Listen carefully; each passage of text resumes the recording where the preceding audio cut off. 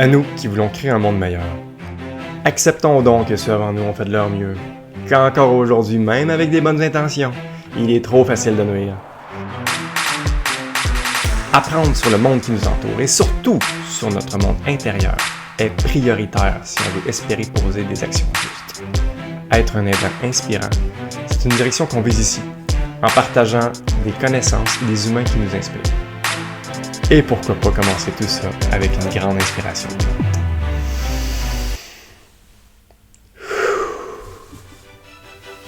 C'est parti.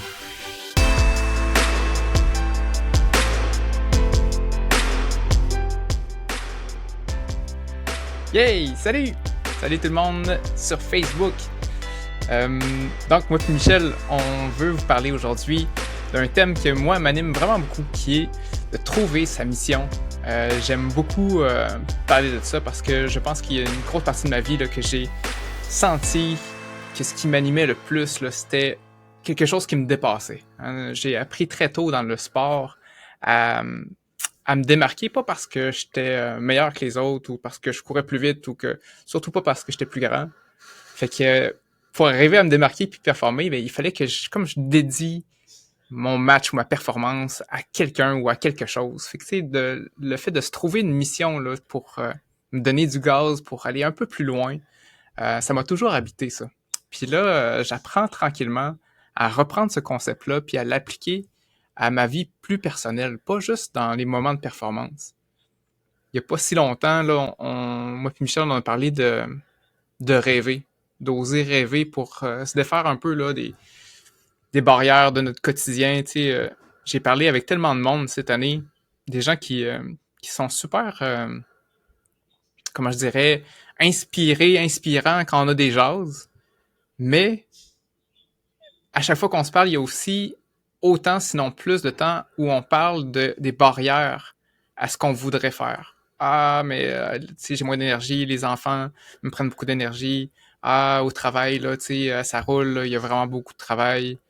Je dors moins bien ces temps-ci. Fait, on dirait que tous ces petits obstacles-là ben, viennent un peu placer assez d'obstacles sur le terrain, vers le chemin, vers nos rêves, que finalement, on fait pas même pas les premiers pas. Même si la vision de notre rêve est très, très, très claire, on dirait que des fois, c'est pas suffisant de juste bien savoir ce qu'on veut. Il faut aussi savoir pourquoi est-ce qu'on veut ça. Puis c'est ça pour moi que ça représente de se définir une mission. J'ai l'air d'ajouter, Jean, que tu sais, c'est tellement naturel de pas changer, dans le fond. C'est tellement de quoi qui, en tout cas pour moi, là, a été frappant à quel point on suit une trail qui est la somme de l'influence de ce qui nous entoure, puis on a tous vécu ça à différents niveaux. Puis le fait de faire les exercices d'oser rêver apporte de quoi d'inconfortable quand on a une vision ou un rêve qui est différent que le chemin que tu as là, finalement. Puis même si c'est interpellant, ben c'est clair qu'on a tout de suite le réflexe de dire « Ah, mais là, oui, mais si », parce que c'est vraiment tough, parce que ça fait peur, parce que c'est de l'inconnu, finalement, là. Tu sais, il y a une expression, je pense, qui dit qu'on préfère le démon qu'on connaît plutôt qu'un démon qu'on connaît pas, finalement. On aime bien mieux rester dans notre inconfort qu'on connaît plutôt que d'aller dans un inconfort qu'on connaît pas. Puis ça demande clairement d'un outil de plus ou du gaz, d'où la raison de pourquoi on prend parole aujourd'hui pour dire un outil de plus, comment avoir le courage puis le gaz pour aller dans cette nouvelle direction-là qui tout naturellement, personne veut faire ça. C'est vraiment la grande majorité des gens là veulent pas. Puis je le comprends finalement parce que c'est clairement de choisir la souffrance, choisir la difficulté. Mais nommons tout de suite que la souffrance aussi n'a pas changé. Puis ça, moi, c'est peut-être une petite nuance ou une clé que j'ai envie de nommer, là. On va souffrir dans la vie. La vie est tough, gang. C'est fou, moi, plus que j'ai eu, plus que je me rends compte que il y en a du caca, puis qu'on va en vivre des moments difficiles.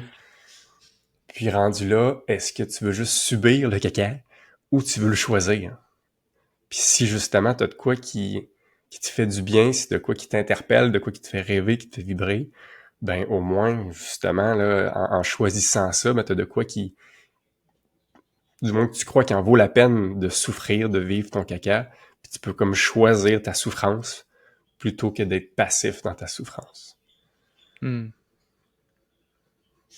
C'est vraiment bien dit. Tu sais, des fois, si jamais on s'avait arrêté, là, imaginez que on veut créer un changement dans notre vie où on décide de définir qu'est-ce qu'on veut vraiment.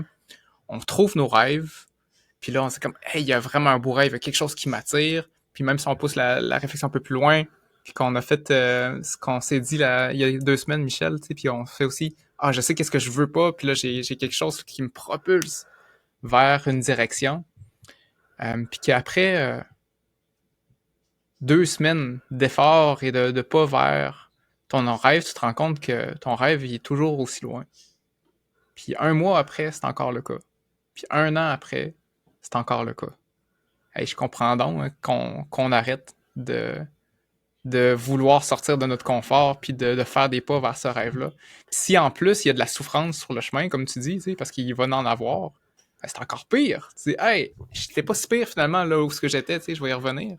Parce que je m'en vais vers mon rêve, c'est super appelant, mais crime, je me fais mal. Mm-hmm. Fait que là, t'arrêtes. Et c'est un bon choix d'arrêter aussi. Hein, des fois, j'ai comme tendance à dire non, il faut tout le temps avancer, mais c'est pas vrai. Là, des fois, c'est correct aussi de s'arrêter, de se rendre compte que c'est pas le bon chemin, puis que c'est vraiment pas le fun autant que tu pensais. Mais en même temps, en sachant que peu importe le chemin que tu vas choisir, que tu décides de rester dans ton confort ou non, il va quand même y en avoir de la souffrance. Fait que, qu'est-ce qui va donner un sens à cette souffrance-là? Ben, pour moi, c'est la mission qui est derrière. C'est le sens, la mission. Pourquoi est-ce que ça vaudrait la peine que je me tape tout ça pour aller dans cette direction-là? Je pense que le pourquoi, hein, c'est le mot principal pour trouver sa mission. Pourquoi est-ce que je veux ce rêve-là? Pourquoi c'est important pour moi? Si on arrive à se poser le pourquoi de la bonne façon, je pense qu'on peut faire ressortir les petites parcelles d'énergie qu'il y a dans le rêve, puis vraiment de les intégrer pour avancer. Fait que c'est ça. Puis une autre façon aussi de le voir, c'est qu'est-ce que ça signifie, mettons, ce rêve-là pour moi. Fait qu'on peut se poser la question pourquoi, mais mettons, as-tu un rêve en tête, Michel? Qu'on prenne un exemple précis?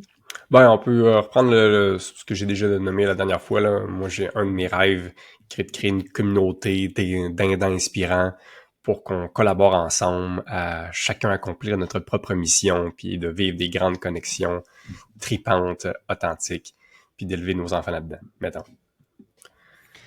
Pas pire. Fait que, mettons que t'as ce rêve-là, puis tu as une image de c'est quoi cette communauté-là. Puis tu peux voir justement des bâtisses, tu peux voir des personnes. Moi, quand tu me dis ça, moi, je vois toujours nous, avec des amis, autour d'un feu, des enfants qui sont autour, qui jouent ensemble. Puis bref, cette image-là, ben, je pourrais me demander, OK, pourquoi je veux ça? Pourquoi est-ce que j'ai besoin de plus de connexion? Pourquoi je veux rassembler les gens? Ça me donnerait déjà des indices là, de la mission qui est derrière ce rêve-là. Mais aussi, qu'est-ce que ça signifie pour moi? C'est quoi le succès de cette entreprise-là, de ce projet-là, de ce rêve-là? Ben, qu'est-ce que ça signifie pour moi? Est-ce que tu es capable de répondre à la question, Michel? Écoute, je t'improvise ça avec un fond de rhume dans mon cerveau. Mais moi, ce qui monte, c'est d'essayer de me rapprocher de la vérité. Je sais pas à quel point que ça sonne précis pour toi, là. Mais je trouve qu'il sonne de quoi de faux. Je vais le mettre en contexte pour commencer. Je trouve qu'il y a de quoi de faux là, du fait qu'on a tout acheté nos maisons entourées d'inconnus, puis qu'on ait toute notre petite vie, puis qu'on reste un peu isolé.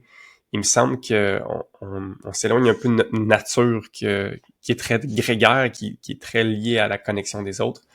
Puis je trouve que justement le fait de vivre avec une proximité de gens qui nous ressemblent, qui sont prêts à nous entraider, à collaborer, me rapprocherait de de quoi de plus naturel chez moi, ou est-ce qui m'aiderait à m'élever moi et les autres pour être une meilleure version de nous-mêmes. Fait que je pense que je me rapproche, que ça signifie d'avoir un pas de plus pour être une meilleure version de moi-même. Autant pour moi que pour les autres. Ah, j'aime ça. Il y a plusieurs éléments de réponse là-dedans, tu sais, fait que la première chose que tu as dit, c'est comme la vérité, puis pour moi, ça sonne aussi comme l'authenticité de ce que tu veux, de ce qu'on est aussi. Puis si nous, on est des gens qui vivent déjà en communauté, comment je peux me rapprocher de cette nature-là qui nous rassemble ensemble? Comment je ferais pour devenir plus authentique, la meilleure version de moi-même? Tu sais, si jamais on avait des mots très clairs, une façon d'exprimer clairement c'est quoi notre motivation derrière le projet, je suis certain que le projet lui-même change. Ou bien quand, mettons, je m'imagine en train de monter cette communauté-là, puis finalement, il y a quelqu'un qui s'en va. Puis il dit « Ah, ça marche pas, moi, ça m'appelle pas. » Puis on pourrait comme dire « Ah non, mon rêve marche pas parce que là, on s'en va vers moins en moins de monde. » Alors que si on se rappelle le pourquoi on fait ça, puis d'être vraiment vrai, puis de rassembler les gens qui vont bien ensemble, mais là, tu te laisses pas abattre par cet obstacle-là. Tu fais comme, parfait, si lui, il respecte sa vraie nature, puis qu'il décide de s'en aller, c'est en plein dans la mission. Tu sais, si le but, c'est de retrouver la vérité qui nous habite, puis lui, il vient de trouver sa vérité, je l'encourage. Tu sais, je suis pas déçu de ces obstacles-là. C'est bon. J'ai envie d'en donner un autre, un plus petite échelle, un peu plus terre à terre, là, mon exemple à moi. Là. Parce que c'est ça, trouver sa mission, des fois, là, quand on entend ça, on peut s'attendre à trouver genre la mission de vie, là, tu sais. C'est comme, c'est ma vocation. C'est à ça que je vais dédier, là, tout le reste de ma vie. Et puis des fois, les gens, ils voient ça comme trop gros, puis ça les freine à se poser ce genre de questions-là. Alors que je pense qu'on peut se donner plusieurs missions de vie en même temps, mais surtout, on peut changer de mission de vie en cours de route. Puis même que j'ai même plus envie de l'appeler mission de vie, parce que c'est pas pour toute ma vie. J'ai juste envie de l'appeler la mission du moment. Là. C'est quoi ma mission maintenant? Aujourd'hui? Parce que si je la sais, c'est quoi ma mission aujourd'hui, ça va changer les actions ou la façon que je vais vivre mes actions aujourd'hui. Mais tiens, il me vient un contre-argument dans le sens que c'est la distinction entre une mission et un objectif. Il me semble que la mission, c'est vraiment le truc long terme. Fait que de t'entendre de dire que tu vas avoir une mission du jour, ça me paraît un peu contre-intuitif. Est-ce que tu peux clarifier ce flou-là? Fait que pour moi, la mission, c'est le pourquoi je vais dans la direction que je vais. Fait que mettons que la direction que j'ai choisie, c'est... je vais reprendre le même exemple. Je veux créer une communauté, pour être sûr qu'on se suit bien. Je veux créer une communauté. Pourquoi je le veux? Parce que en premier, moi, je veux rassembler des gens. Ça peut être ma mission du moment. Je peux avoir la même direction quand même, et puis dans un mois ou dans un an, dire « Hey, finalement, c'est pour me reconnecter à ma nature, puis ou à la nature. » Puis les missions changent, mais la direction, elle, ne change pas. Je m'en vais toujours vers mon rêve. Mais le pourquoi je fais, qu'est-ce qui me motive à le faire, c'est bien correct qu'il change à travers le temps. Je pense qu'il faut se laisser la chance justement de se reposer la question, de se re-questionner, de pas trop, comment je dirais ça, s'emprisonner dans ce qu'on pense qui est vrai. Parce que on a d'accessible à nous que seulement nos perspectives, seulement nos sensations. Puis on peut pas englober toute la vérité avec ce qu'on voit de notre perspective à nous. C'est impossible. Puis après avoir fait quelques actions, après avoir avancé vers ton rêve, tu vas tellement avoir vécu d'autres choses, tu vas tellement peut-être être devenu quelqu'un d'autre. T'sais. Fait que je pense qu'il est super sain de se remettre en question, de redéfinir sa mission. Mais t'as raison que je pense que quand on prend le temps de le faire pour de vrai puis de s'arrêter, là, en tout cas moi ce que j'ai vécu c'est ça, c'est que les missions qui m'ont vraiment motivé fort, ils sont restés fortes pendant longtemps. Mais pas de là à justement être figé là, de dire « Hey, j'en trouve pas parce que j'ai peur de pas trouver celle qui va durer longtemps. » Mieux vaut se mouiller sans trouver une qui va durer 2 jours plutôt que pas de n'avoir finalement, puis que finalement après 2 jours tu la peaufines puis tu l'améliores parce que c'est une façon de se connaître soi-même finalement, là, de répondre à ce pourquoi-là. C'est en train de visiter l'intérieur de qu'est-ce qui te motive toi finalement, qu'est-ce qui te donne du gaz. Ah oui, puis comme tu l'as bien dit la dernière fois aussi, c'est que après avoir fait quelques pas dans la forêt, là, tu vois déjà plus clair. Ben ouais. Fait que aussi bien te mettre une mission tout de suite, puis tester c'est quoi mes outils ou ma facilité de trouver ma mission, qu'est-ce que ça me donne de l'avoir, de jongler avec ça, puis de te rendre compte que crime c'est vraiment important pour moi, ou dit de la façon que j'ai fait, ça m'appelle pas, puis après ça, de la repeaufiner, là, ou la rechanger complètement. Puis qu'est-ce que tu penses des gens qui disent ben, je sais ça, moi les missions, je pense que c'est de la marde, moi j'en ai pas de mission, ça sert à rien ça, justement. Qu'est-ce que tu as à leur dire à ces gens-là? Fait que je leur dis parfait. Parce que c'est ça, tu sais, au final, hein, c'est les mots qu'on utilise, nous, ça peut ne pas les rejoindre, puis c'est parfait. C'est ça, il y a ce bout-là. Mais clairement, on a tous des motivations derrière ce qu'on fait. On fait ce qu'on fait pour quelque chose.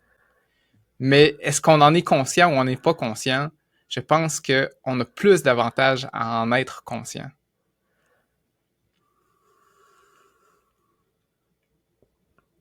Je te relance une histoire que tu connais un peu déjà, mais que je vais dire peut-être d'une façon différente. Mais avant que tu commences ton histoire, moi j'ai envie de répondre à ma propre question, dans le fond.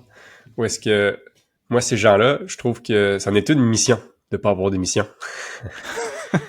Fait que tu sais, que t'aimes le mot ou non, c'en est un choix de vie de pas choisir de direction. C'en est une mission. Puis je pense que ça peut même être intéressant de se poser les bonnes questions qu'on vient de se poser, tu sais. Pourquoi que t'as pas de mission? Puis Ouais. vérifier que ça résonne en toi. Ah ouais, c'est pour ça, puis je suis bien avec ça. Puis qu'est-ce que ça signifie pour toi de pas avoir de mission ou de juste de continuer comme tu vas là? Je pense que ça peut être un exercice intéressant à se poser aussi pour s'explorer soi-même. Ouais. Apprendre à se connaître. Ça me fait penser à un de nos participants, quelqu'un qui a avec nous là, grandi toute l'année, là, je le nommerai pas là, parce que j'ai pas demandé sa permission. Là. Mais déjà, en début de parcours avec nous autres, on invite les gens à se définir un objectif. Fait qu'on part du rêve, on ose rêver grand, on se trouve une destination qui nous appelle, on se trouve une mission qui est comme notre gaz pour avancer vers ce rêve-là. Puis après ça, on va se définir un objectif qui est comme un objectif, quelque chose de très concret, très réel pour marquer l'avancée dans notre parcours. Puis cette personne-là, elle se dit « Hey, moi, je veux rien savoir des objectifs. Mon objectif, là, j'en veux pas. Je veux juste être dans le moment présent. Je veux juste laisser venir les choses à moi. Je veux accueillir la vie comme elle arrive. Je veux pas essayer d'aller chercher un objectif. » Puis c'était tellement fort son désir, justement, de ne pas avoir d'objectif qu'il exprimait vraiment bien sa mission ou l'objectif de ne pas avoir d'objectif. Voici, tu sais, c'est un peu paradoxal, mais c'était tellement clair chez lui de la façon qu'il était capable de l'exprimer que c'était la meilleure formulation d'objectif qu'on avait jamais eue avec nos participants, tu sais. Parce qu'il le voyait, il le ressentait. C'était vraiment bien ancré en lui. Fait que je pense que c'est ça. On a tous des motivations derrière ce qu'on fait. On a toujours des objectifs en tête. Mais des fois, on les a pas choisis. Puis ça nous amène à des places qu'on choisit pas. Puis des fois, c'est bien. Puis des fois, ben, il y a des gens chez qui on a envie de... en tout cas, moi, j'ai eu envie à un moment donné de dire « Hey, j'ai envie de donner une direction à ma vie. J'ai pas envie de juste aller là où que les événements me mènent. » C'était ça ton histoire? Non. OK. Peux-tu compter mon histoire? Ouais, là, je suis prêt, là. Fait que c'est ça, j'essaie de faire ce cours. J'ai eu l'opportunité de m'inscrire au défi des 4 versants. C'est un événement de course qui a eu lieu il y a 2 semaines. Fait que c'était au début de l'été. Et puis, moi, j'ai un grand objectif dans la vie qui est de grandir. De grandir, de devenir meilleur physiquement, mentalement, émotivement, spirituellement, à la limite aussi. Tu sais, je veux vraiment essayer de devenir meilleur dans tous ces aspects-là. Fait que quand on m'a proposé ça, c'est comme, ah, c'est une belle opportunité de grandir physiquement. Parce que là, je vais être obligé de m'entraîner, de me préparer, je vais devenir plus fort, plus endurant, c'est cool. Puis en plus, ben les longues distances, hein, ça joue beaucoup sur le mental pour moi. Là, tu sais, c'est une épreuve autant mentale que physique. C'est parfait. Puis en plus, j'étais super inspiré. Je venais juste de lire des livres là, sur un coureur là, qui fait des distances pas possibles, là, puis il a trouvé un sens à sa vie par le dépassement de soi. Puis je suis comme, ah, moi aussi, je veux ça. Puis il y a un de nos amis communs qui s'appelle Yannick Bernard qui récemment, tu sais, cette année, il a publié beaucoup plus sur Facebook là, parce qu'il s'est mis à faire des courses de 160 km. Là. Fait que c'est ça, ça m'a super inspiré. J'étais comme, moi aussi, let's go, je me dépasse, je m'inscris, puis je vais faire un 30 km. J'ai jamais couru des distances qui s'approchaient, même pas un peu de ça. Parce que je suis vraiment, j'ose rêver grand, puis je me dépasse, puis je m'en vais vers là. Fait que là, je me suis commencé à m'entraîner. Je suis super content d'avoir fixé ce rêve-là parce que j'ai fait des choses que je me serais jamais permis de faire cet été. J'ai vraiment réservé beaucoup plus de temps le matin pour moi, pour être dehors puis aller courir. Puis ça m'a fait un bien fou. Puis j'ai vu des spectacles là, de lever de soleil puis des chevreuils se promener dans la rue, tu sais, à plusieurs matins. Là, ça a vraiment été une belle expérience. Puis déjà après quelques semaines d'entraînement, je courais déjà 10 km, ce que j'avais jamais fait encore. Puis là, ça allait bien. Mais au courant de l'été, à un moment donné, j'ai commencé à avoir mal au genou. OK, fait que là, j'ai diminué ma dose. Mon mal de genou, il est jamais complètement parti. Fait que je me suis dit, j'arrête de pousser. Je vais juste m'entraîner très, très tranquille pour pas provoquer mon mal de genou. Puis au moment de m'inscrire à la course, quand c'était la semaine d'avant, je me suis dit, bon, 30 km, c'est pas safe. Je révise mon objectif, je vais courir un 12, ça va être plus sécuritaire, ça va être bien correct comme ça. Puis la journée de la course, j'étais un peu fébrile parce que là, je savais pas qu'est-ce que mon corps y allait faire. Là. J'avais pu retester là, des distances très grandes. Fait que je me suis placé en milieu de peloton. Puis là, j'ai commencé à courir très lentement en me disant, je vais m'économiser, puis je vais juste profiter de la course. Puis après juste 1 kilomètre dans la course, il y avait une immense pente à monter. Elle était très longue. Puis c'est là, hein, dans les moments difficiles, qu'on voit les vrais. C'est là qu'on voit là, les gens qui sont en forme, puis les guerriers, puis les autres qui ont de la volonté. Puis là, à fur et à mesure que je voyais des gens ralentir, on dirait que moi, ça m'amenait à dire, hey, moi j'accélère, je ralentis pas. Tu sais, j'étais un guerrier. J'avais envie, tu sais, de faire ressortir ce côté-là de moi. Fait que là, je me suis laissé embarquer là, par ma tendance naturelle à être un peu compétitif. Puis c'est ça, fait que là, j'ai dépassé plein de monde. Je suis arrivé en haut de la côte avec une espèce de sentiment d'euphorie, là, puis de « Ah, je suis bon, je suis l'athlète que j'étais avant, tu sais, je suis encore en forme, je peux encore être meilleur que les autres. » Fait qu'il y avait comme une espèce de gros bien-être à la fin de cette pente-là. Puis là, j'ai continué ma course. Puis j'allais vraiment plus vite que ce que j'avais prévu de faire à l'origine. Puis à peu près au 4e kilomètre, je commence à boiter.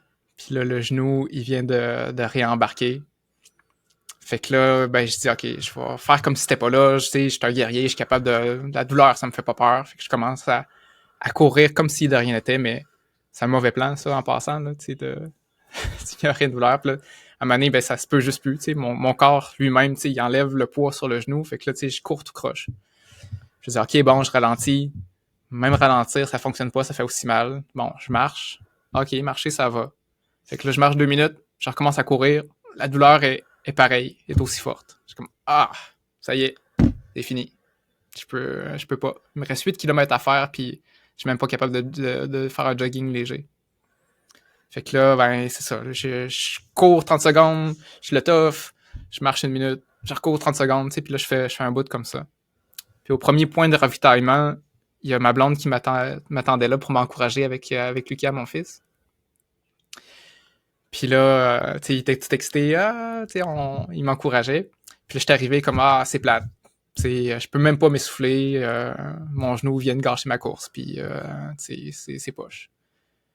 Puis en disant ça, je me suis rendu compte que je disais ça. Puis je suis pas quelqu'un qui se plaint dans la vie habituellement. Je suis pas du genre à chialer ou... Là, je suis en train de chialer contre mon genou. Mon genou, c'est pas de sa faute, là, tu sais. À qui... en tout cas, bref, je m'entendais dire ça, je fais comme, arc! Comment ça je dis des affaires de même, moi? Fait que là, je continue un bout de ma course, puis là, je commence un dialogue avec moi-même, puis...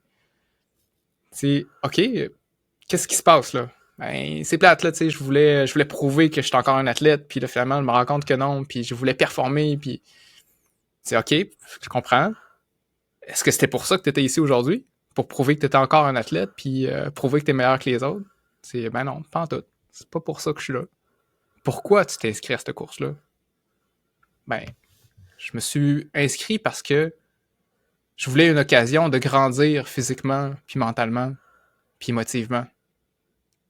OK, c'est encore possible de faire ça? Ben oui. Encore plus, même. Fait que là, on dirait que j'ai levé les yeux, puis, tu sais, c'était tellement beau autour de moi. J'étais dans un sentier d'érablière. Tu sais, l'automne commence à apparaître, il y a un petit peu de couleur.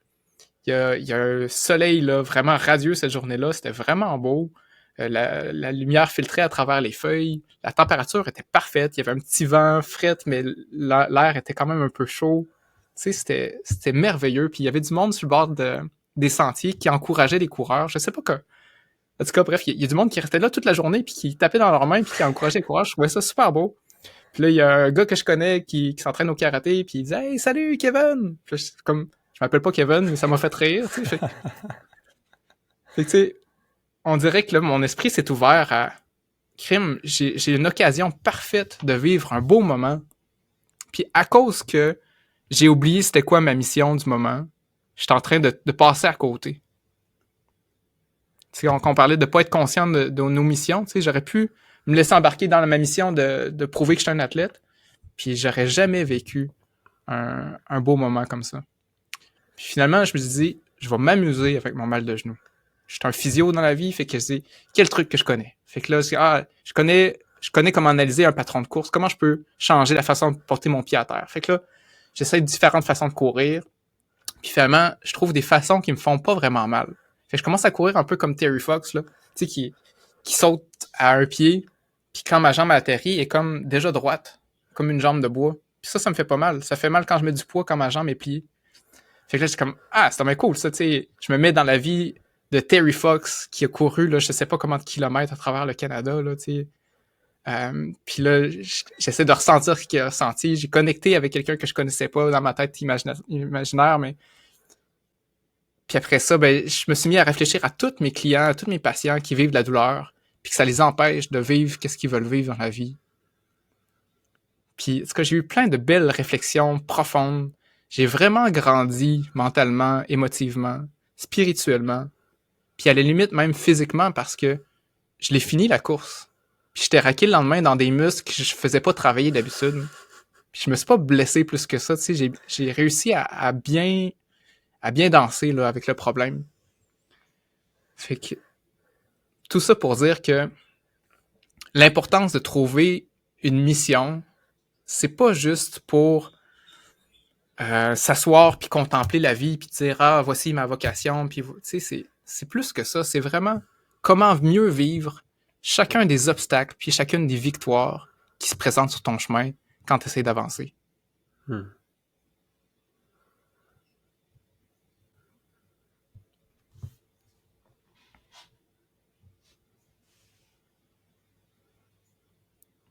C'est la fin de ton histoire, là, hein, c'est ça? Ouais. Une belle histoire, Jean. Ah ouais, fait que là, t'es en train de nous dire qu'au-delà de nous donner du gaz, ça peut vraiment avoir un impact dans le quotidien, dans le moment présent, finalement, où est-ce que des fois on peut se laisser emporter par notre mental ou de devenir émotif à cause d'une déception.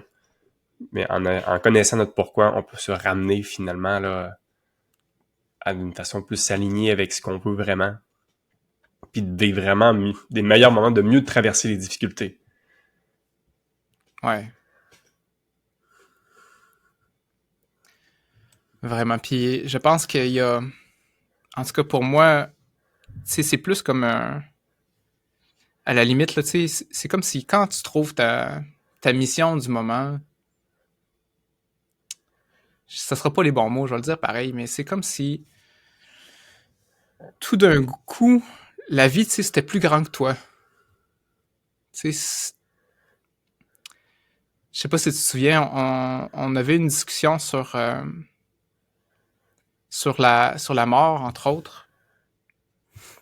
Parce que la mort, ça fait partie des peurs qui nous freinent inconsciemment. Là, je pense que l'être humain est très sensible à ça. On veut pas mourir.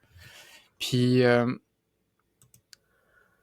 des fois, c'est une peur qui est tellement ancrée envers nous autres que ça fait qu'on veut pas prendre de risques. Je parle de la mort, mais des fois, c'est vraiment plus l'instinct de survie. Là. Notre instinct de survie fait qu'on veut pas avoir l'air fou devant les autres. On veut pas avoir mal. On veut pas échouer. On veut être accepté socialement. Parce qu'au final de tout ça, dans le temps, quand on était des hommes préhistoriques, si on était rejeté par le clan, on pouvait vraiment plus mourir. Puis on dirait que ça, c'est encore vraiment ancré en nous. Puis ça, sans le savoir, ça nous bloque dans plein d'affaires. Puis quand on parlait tantôt de oser rêver puis d'avancer vers notre rêve en sachant qu'il faut avoir des obstacles, c'est pourquoi je prendrais le risque de me péter la gueule? Non, tu sais. Surtout si ce qui est le plus important c'est pour toi, ben c'est ta petite personne, puis ton bien-être, puis ton bonheur, puis tu veux le garder, là, tu sais, vraiment. Sauf que je me rends compte de plus en plus que plus qu'on est protecteur de ce confort-là, et plus qu'on passe à côté les moments les plus intenses et les plus extraordinaires de notre vie aussi. Si on tamise la noirceur qui nous habite, on tamise aussi la lumière. Ça va ensemble. Fait que des fois, il faut comme oser. Il faut comme oser se mettre à risque d'avoir mal. Oser se mettre à risque d'être jugé par les autres. Puis d'avoir quelque chose qui est plus grand que soi. On dirait que ça me dérange plus tant d'avoir mal. Parce que j'ai une mission à servir. J'ai quelque chose de plus important que juste les malheurs qui m'arrivent. Fait que, c'est pas juste dans un objectif d'avancer ou d'accomplir mes rêves, mais c'est vraiment c'est tout un état d'esprit complètement différent. Là.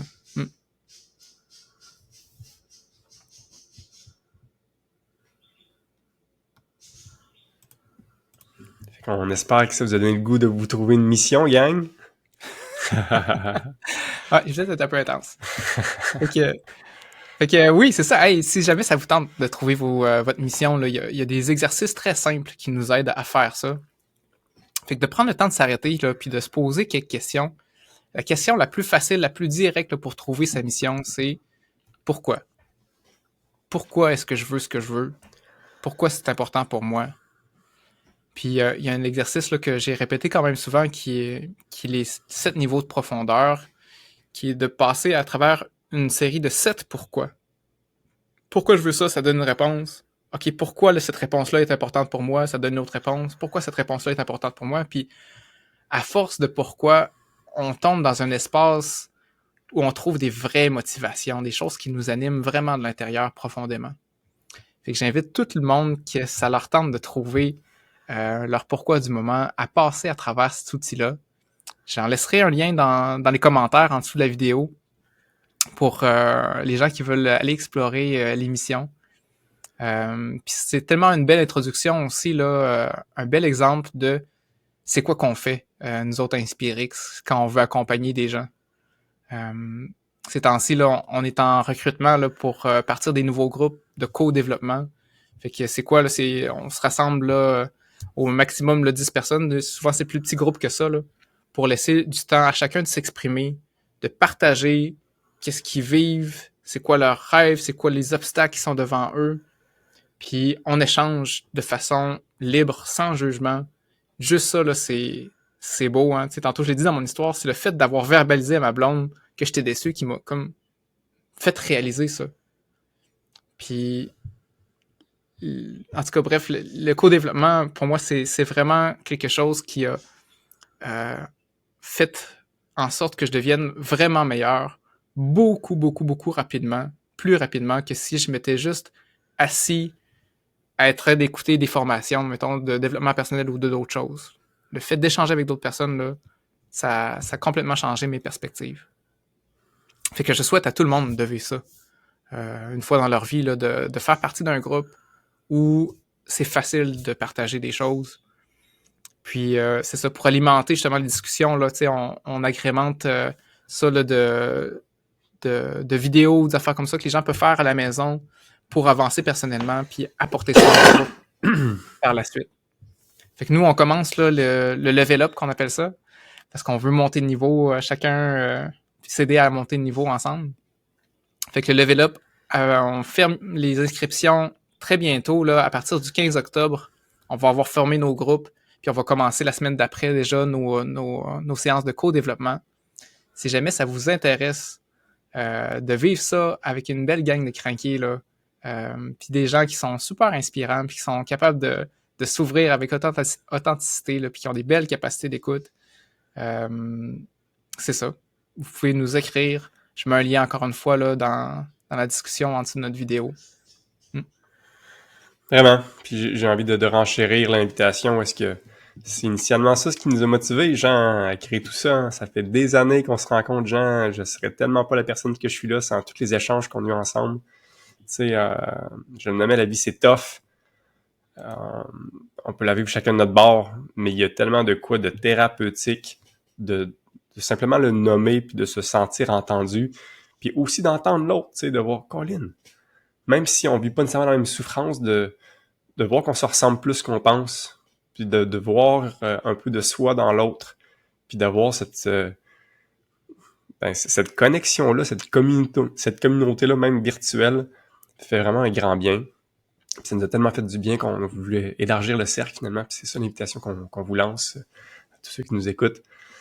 Fait que, si vous vivez des moments difficiles spécialement, là, restez pas tout seul, gang. Entourez-vous. Puis on fait une offre là, qui se veut vraiment très accessible pour que ce soit pas un frein, là, l'argent, puis qu'on mette en priorité de créer des connexions humaines vraies, authentiques, bienveillantes, qu'on grandisse ensemble.